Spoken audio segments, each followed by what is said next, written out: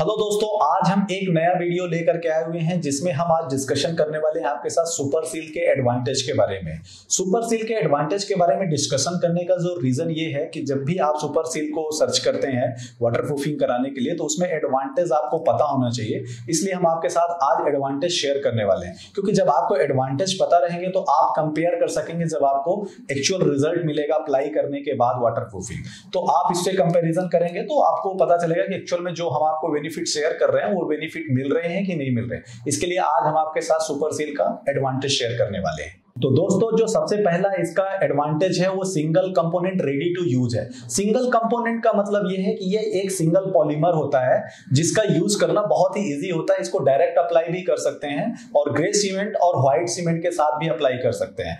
As per कि आप कहां पे फ्लोर पे कर रहे हैं, कि टेरेस पे कर रहे हैं, कि वॉल पे कर रहे हैं, इसके ऊपर डिपेंड रहता है कि आप कहां पे कौन सी सीमेंट का इस्तेमाल करके इसमें यूज कर सकते हैं।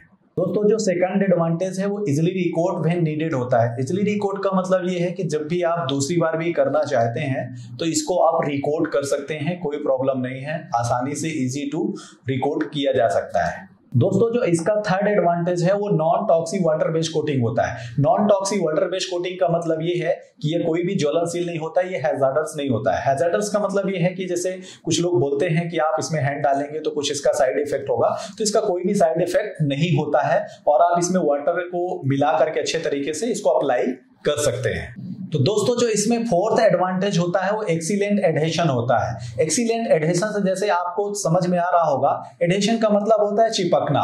दोस्तों, जो हम पेस्ट तैयार करते हैं सीमेंट के साथ, व्हाइट सीमेंट या ग्रे सीमेंट के साथ, जो भी हम पेस्ट तैयार करते हैं, पेस्ट तैयार करने के बाद जब हम कोटिंग करते हैं टेरिस या फ्लोर पे या वॉल पे या बाथरूम एरिया पे, तो उस जगह पे जब हम करते हैं, करने के बाद जब ये फुली तरीके से ड्राई हो जाता है तो ड्राई होने के बाद ये इतनी अच्छी स्ट्रेंथ गेन कर लेता है, इतने अच्छे तरीके से चिपक जाता है कि बहुत ही शानदार स्ट्रेंथ डेवलप कर लेता है, जिसके बाद ये निकलता नहीं है। दोस्तों, जो इसका फिफ्थ एडवांटेज है वो ग्रेटर वाटर रेसिस्टेंस होता है। ग्रेटर वाटर रेसिस्टेंस का मतलब ये होता है कि जब भी आप इसकी कोटिंग करते हैं, ये फ्लोर पे करते हैं या बाथरूम एरिया पे करते हैं या जो वाटर टैंक होते हैं उसमें करते हैं या टेरेस पे करते हैं, तो इसमें जो क्या होता है कि जो कोटिंग होती है ना, कोटिंग होने के बाद जब ये ड्राई हो जाता है तो ये बहुत ही अच्छे तरीके से वाटर को रोकता है, जिससे वाटर अंदर नहीं जा पाता है और बहुत ही शानदार वाटर प्रूफिंग होती है।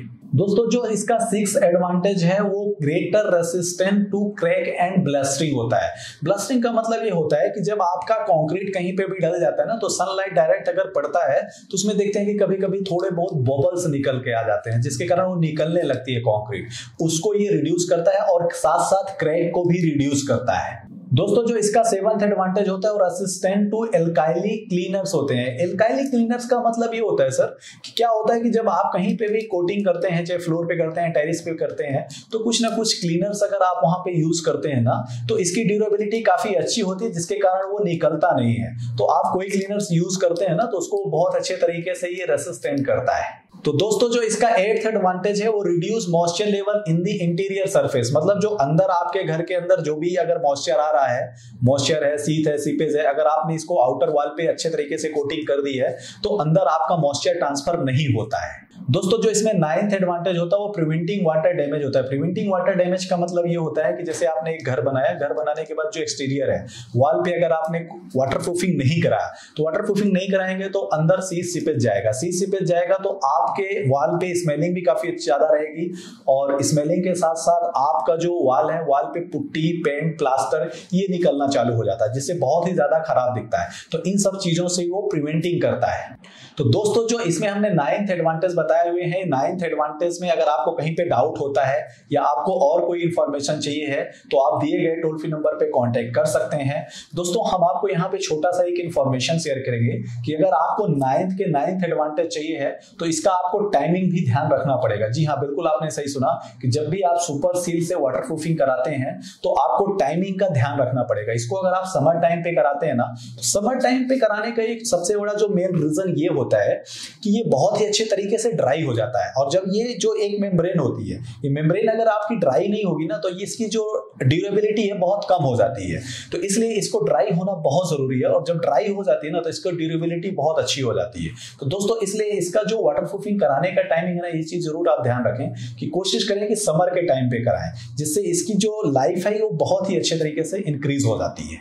तो दोस्तों जो यहाँ पे हमने सुपर सील वाटरप्रूफिंग के बारे में बताया है, आई होप कि आपको बहुत ही अच्छे तरीके से समझ में आ गया होगा। अगर फिर भी कहीं पे डाउट है तो आप डेफिनेटली दिए गए टोल फ्री नंबर पे कांटेक्ट कर सकते हैं। दोस्तों अगर आपके घर में सीज सीपेज से आप भी परेशान है तो इसको एक बार जरूर ट्राई करिए। जो हमने बेनिफिट बताए हैं ये सारे के सारे बेनिफिट आपको मिलेंगे। और दोस्तों एक बात तो 100% गारंटेड है कि एक बार अगर आप इसको वाटरप्रूफिंग करा लेंगे तो दूसरी बार आपको वाटरप्रूफिंग कराने की जरूरत नहीं पड़ेगी। दोस्तों ये जो वीडियो है, ये वीडियो को अगर आपको सही लगा हो तो इसे लाइक एंड सब्सक्राइब करिए और ज्यादा से ज्यादा लोगों तक शेयर करिए ताकि उनको भी इंफॉर्मेशन ये मिल सके। और आपका सपोर्ट के लिए थैंक यू सो मच दोस्तों।